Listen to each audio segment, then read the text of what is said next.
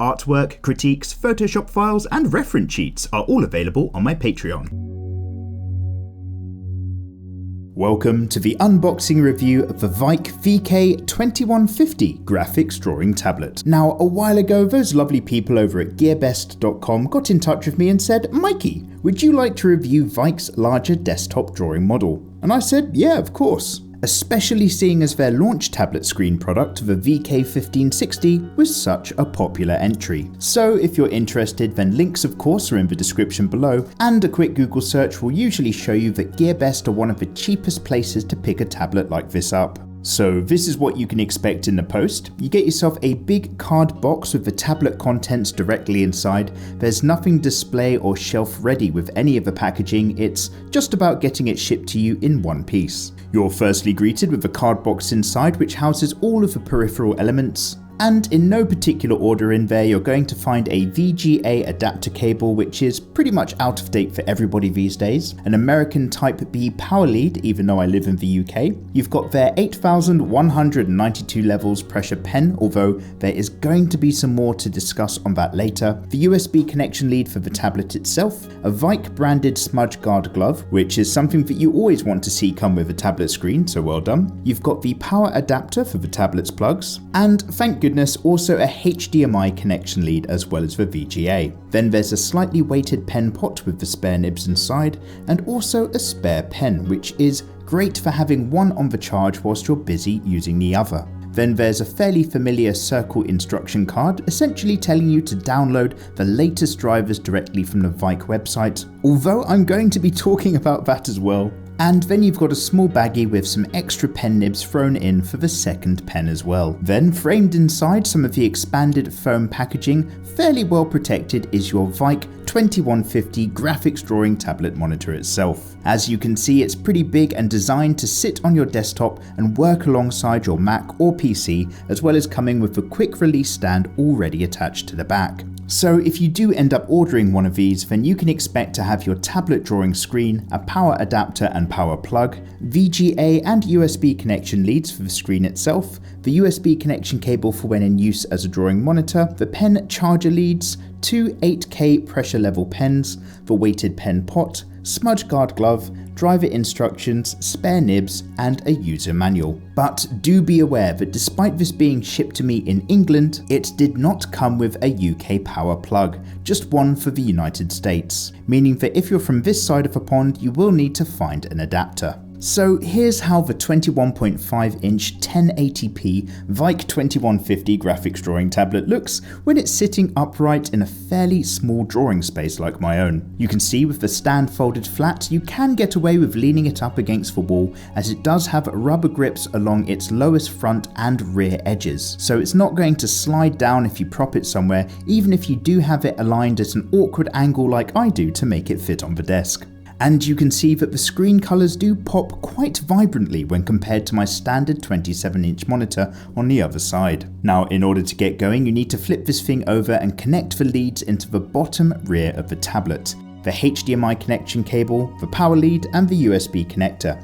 Then go ahead and download and install the driver from the VEIKK website in order to get going. Now, I'm usually very concerned about drawing tablets like this, I've mentioned this before in other reviews, that face their ports downward, as it can result in the cables getting pinched and damaged at the more shallow angles of the tablet when you've got it flat in use. But this VEIKK tablet does use the stand variation, which has that separate grip bar along the front bottom edge, meaning that the tablet screen itself does not run flush along the desk surface, and this extra gap means that the tablet can lean back into a relatively low position, and as you can see, there is actually space there for the cables to fold back without getting acutely pinched or damaging the ports.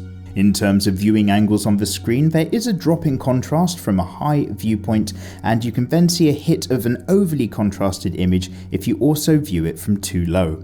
So as you work, you do want to make sure you're keeping the screen relatively flat onto your own eyeline to avoid misrepresenting your artwork. And also you're going to get a notable drop in saturation if you lean too far out to either side. Now, that's not really going to be an issue whilst you're sitting there getting your work done, and I am talking about rather extreme angles, but it is something to bear in mind if you're also going to be using your tablet as a second monitor for your computer when you're not actually drawing stuff. The menu and power buttons are located on the bottom right hand edge of a monitor, and as mentioned, the bottom bar on the quick release stand helps to make picking your working angles a little bit more trustworthy. It goes up to 90 degrees flat on, but won't lay absolutely flat, and you do always want to check the back to make sure that you're not just pinching and trapping the cables in the stand itself. But as usual with this type of stand and these types of sized monitors, it does keep things firmly in place in the center of the screen at least, which is really where you're going to be throwing most of your weight. However, in terms of parallax, I did find that this tablet does have a deep glass screen on the front. It makes things shiny and really fresh, but also it means that there's a notable gap between the surface where your pen's actually hitting the screen and how far back the actual cursor is going to appear on the monitor. As for the pen, it has a bit of a dated design, but it's got a single nice rubber solid grip with a different texture on the rear where the charging port goes in. The buttons themselves are okay, it's certainly easy to find with my thumb, and the nib depression is fairly standard. But I did find that it wasn't sensitive enough to register my feather light introductory strokes that I usually like to make when building up a piece. And almost depending on how well that the nib is connected into the pen, you can find a bit of a lump feeling that it clicks over when brushing very lightly at a certain angle. Now, I did switch out using the spare nibs found in the weighted pot to also see if I had that issue, and that little kind of clicking lump feeling did go away. But do listen to my overall thoughts about this pen and the VEIKK software, which will be coming up next. So as usual, my reviews aren't really those from the point of view of a technology specialist, but really from the angle of somebody who just really enjoys sitting down and getting some artwork done. So with that in mind, I dug in for an evening with this tablet to get an illustration out of the way, and I do have to say that I have been on hiatus for a fair while on the old YouTubes, so apologies for some super rusty artwork. I do need to warm back up into things, but I will still be talking about my overall thoughts and feelings from using this tablet. Firstly, that VEIKK driver software. Now, a fair while back, I did make a review for the VEIKK 1560, and although I was very excited about the hardware of the tablet itself, especially for the available price, I've personally found it almost unusable because of their terrible version 1.0 driver software. Now, they have since then released their version 2 software driver package, which is a great improvement, and I would describe this as doing the job perfectly well when it does the job. And as a quick disclaimer before I go into this, the last time that I had trouble, I did reach out to a couple of other people who had tried the VEIKK tablet with the early software, and they expressed no difficulties unlike myself, so it might well be something about my own Windows 10 computer setup which is making things a little bit difficult, but I don't actually get this type of issue with any of my other tablets. And that issue is the VEIKK driver software does not always properly kick in when my PC starts up. It was a bit of a mess at first, registering some basic information, and I had to uninstall and reinstall it a couple of times before it actually started working correctly and recognizing the tablet itself and the pen pressure. And then following on from this, I've discovered that about one time in every 3 that I restart or turn on my computer, the driver itself would not load up properly, and I'd actually have to restart the computer again before I could get it to work with Photoshop. Now the thing is, once it did kick in properly, it was good to go, but it was a notable annoyance. Now, when you're going in to adjust your pressure and sensitivity levels with the pen in the driver software, you can clearly see that it's measuring right up to 8,192 different levels of pressure sensitivity. But honestly, it leads me to my real concern and letdown of this tablet, which is the hardware of the pen. The software might be saying that it can measure up to 8K levels, absolutely fantastic, but personally I'm not convinced that the hardware of this pen, which physically looks like a cheaper older 4000 levels model which you see on plenty of other Chinese competitor suppliers from about a year or 2 ago, I'm not actually convinced it's fully up to the task of registering an input across 8,000 different levels, or if it's really just something closer to a 4K pen. And so I do wonder if it's a bit like putting on a 4K Blu-ray film, fantastic, you've got all of the details there, but you're physically watching it on a 720 pixel screen. Now, bear in mind, I am not a technical specialist. It might very well be that there's an analog process with the coiled spring inside of the pen which is registering all of this, and it's just a case of the software being able to look into that. But for me personally, the pen did not feel like a good responsive 8000 levels product. But again, I am comparing that against the very best that Huion and Wacom have to offer with their own 8K pens, so it might be that I'm just setting the bar a little bit high. But I did notice that there would be a minuscule amount of depression on the nib whilst I worked with my lightest strokes on my artwork, but the hardware itself wasn't sensitive enough to pick up on that.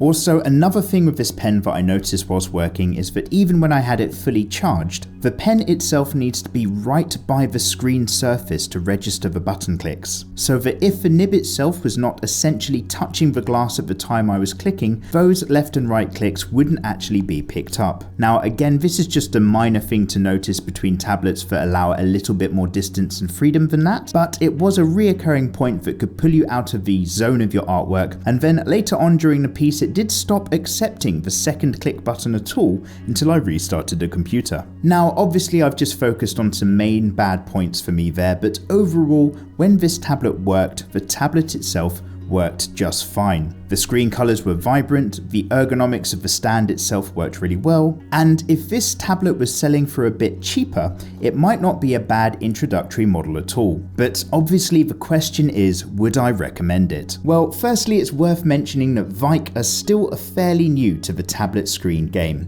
The 1560 was their first launch last year, and the hardware for the price of that tablet was great, even if I did think that the software needed updating. And honestly, I think anything where people are making technology to help people get into drawing is a great thing. However, this tablet is let down by the slightly cheap feeling of that pen, and unless they actually went ahead and sold this tablet for a lot cheaper to kind of balance the fact that it's just fine, I wouldn't really recommend it. Simply because for the same price, or even less if you find a good deal, you can still just pick up a Huion GT220 version 2, which is the same size tablet, has a far superior pen, and way more stable driver software. So I really do hope that VEIKK continue to improve their stuff for the future, of course. More good tablets and more good competition is only great for people at the end like us, who want to sit down and get some drawing done. But they do, in my opinion, need to look at improving that pen and still work on that driver software. However, I do recommend that you of course check out gearbest.com to see what else is available for you, as they offer a huge range of electronics and other goods at some of the cheapest prices online, and they're pretty much always running some big promotional sales. So a great big thank you to gearbest.com for sending the VEIKK 2150 over for review. And if you guys have any questions, then get yourself in the comment section below. Make sure you hit that subscribe button for more in the future. And hey, it's nice to be making videos again on YouTube. So I'll see you soon, and as always,